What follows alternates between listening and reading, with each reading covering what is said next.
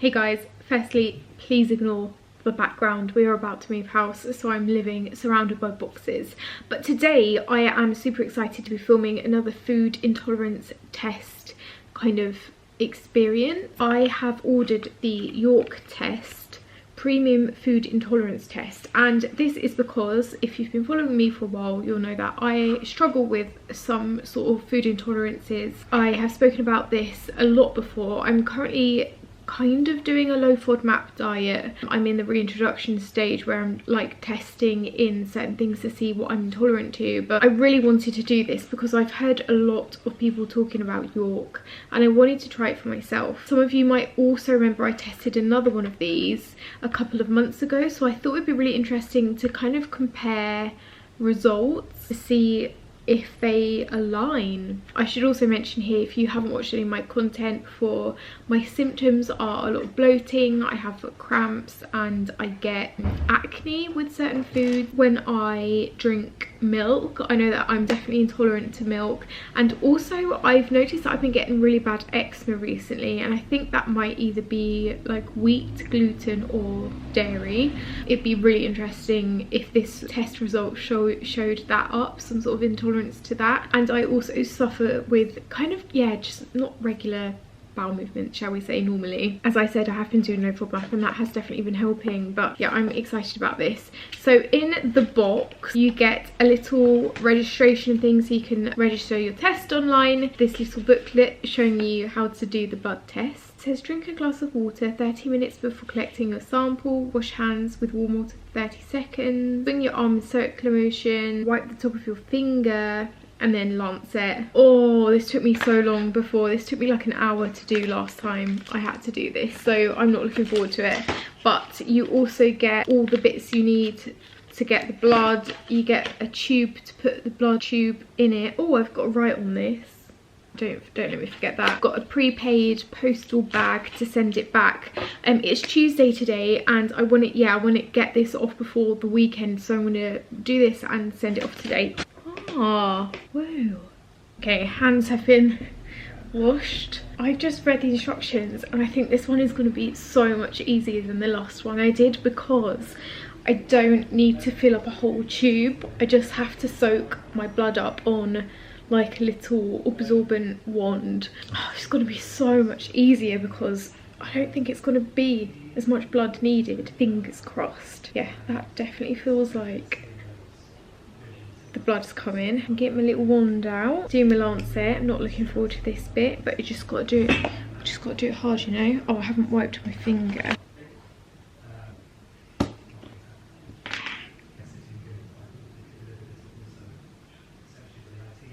Oh my god, that's so much easier than the last one I did. The last one I was here for an hour. I don't even think I need to prick it another time. Okay, I think I'm done. I'm still bleeding though. Put that in there. Oh my god, that was so much quicker. Okay, I would already highly recommend this one over the last one because that took 2 minutes compared. I only need to prick my finger once, so I've even got a spare lancet, whereas last time I was having to find things to stab in my finger with. Put my little plaster on.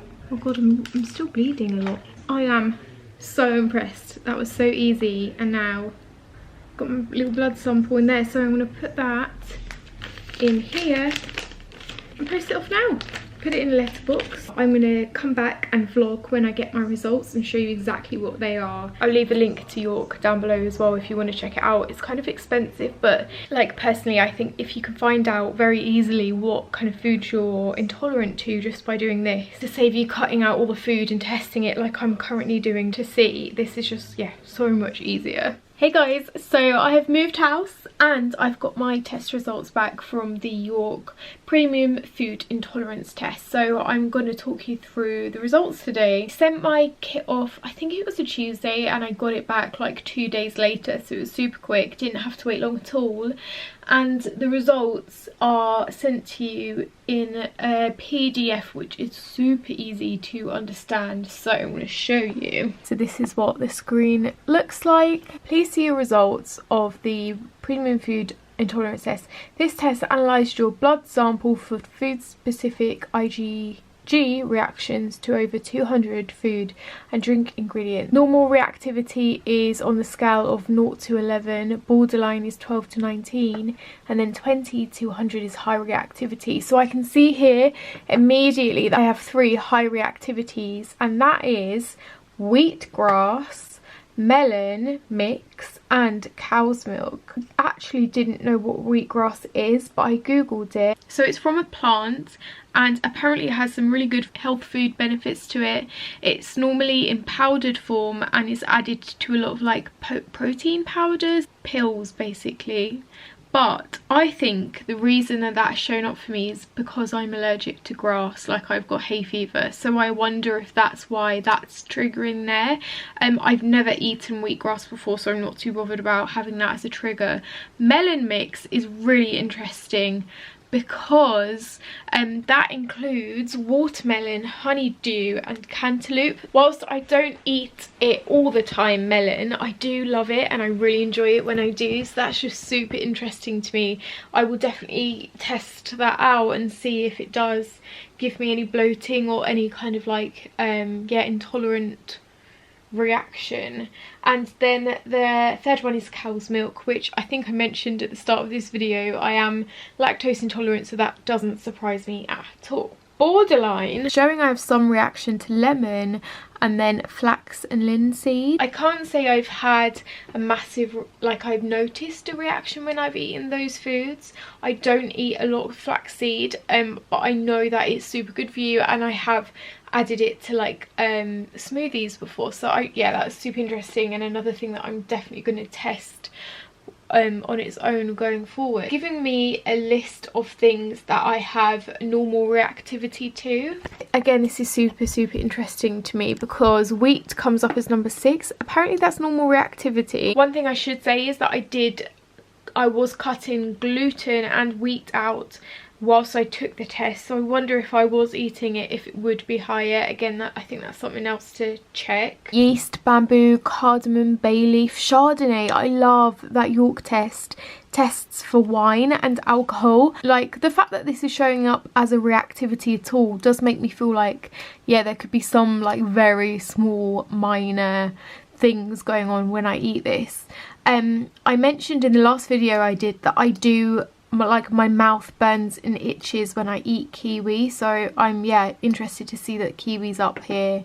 And then just a load of things that either I have no intolerance to. According to York test, those that I have a high reactivity to, I should try and eliminate them completely from my diet. So yeah, cow's milk, melon and wheatgrass. Melon I'm just so interested in. I'm definitely going to try, like, test some and see how it goes.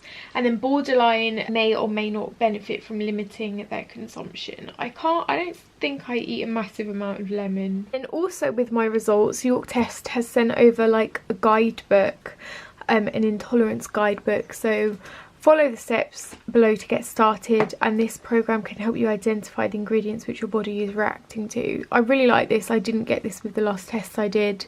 But you can book a nutritional consultation, plan a new diet. I like that you can really talk to someone with this York test. So yeah, I found that super interesting. I'm going to leave a link to York test down below, and I'm also going to talk a little bit on my Instagram stories about this because I just find the whole process so fascinating and it's so interesting now. You know what, it has given me a bit of peace of mind because the other tests I did said that I was really severely like intolerant to and allergic to wheat and rice and all the things that I really love. So definitely something to be mindful of, and it has given me a bit of peace of mind that maybe I'm not as reactive as I thought. But this is, yeah, just means now that I have to test these things going forward in an elimination diet kind of setting. But I really hope you've enjoyed this video. Do let me know in the comments down below if you've tried a test like this and what your results were as well. And I will see you guys soon. Mwah.